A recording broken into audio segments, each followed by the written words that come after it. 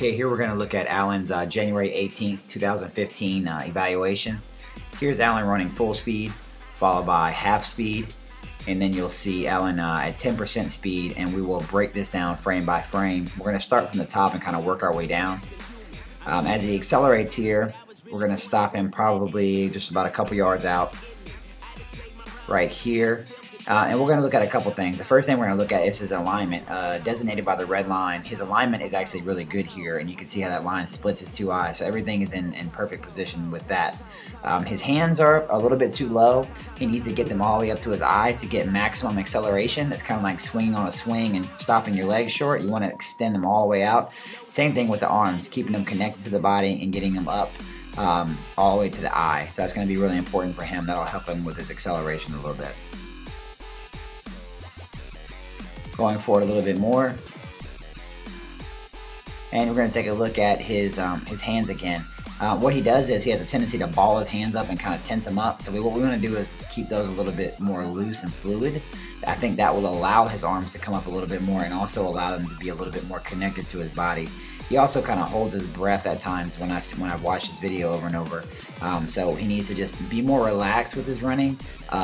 From the waist up, extremely relaxed. Don't hold your breath. Everything is nice and loose and fluid. And you always want to remember, smooth is fast. So just try to be kind of real smooth. Stopping him again here, you'll see a couple things. One is his knee drive. It's a little bit too low. It needs to come up. There's a couple reasons for that, though.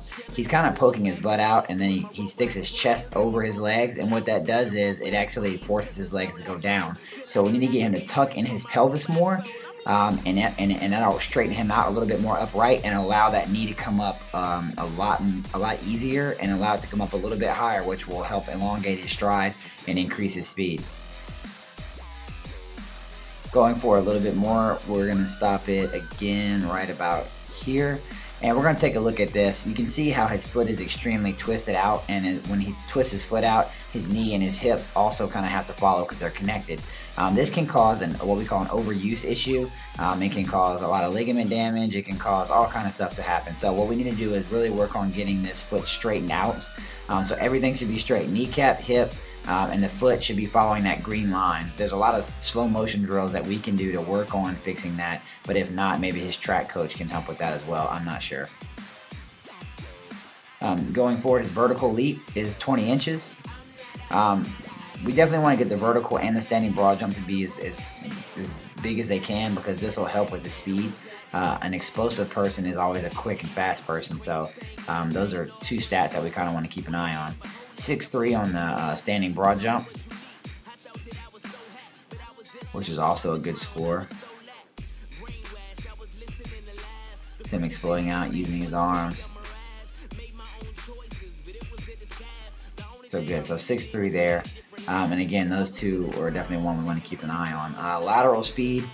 I know he's a track runner, so if he's not doing any other sports, he's probably not having to do a lot of this movement.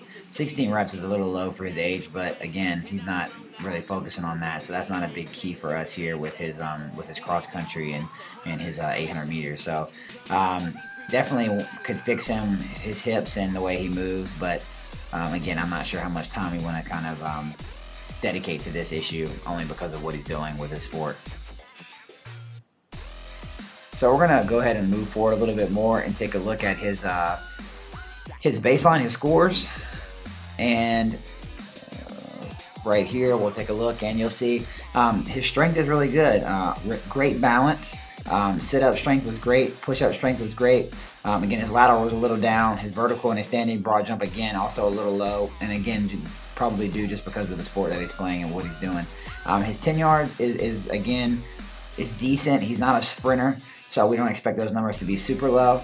But there's a lot of things that we learned from his running form that we can change that will help that 800 and that cross country time.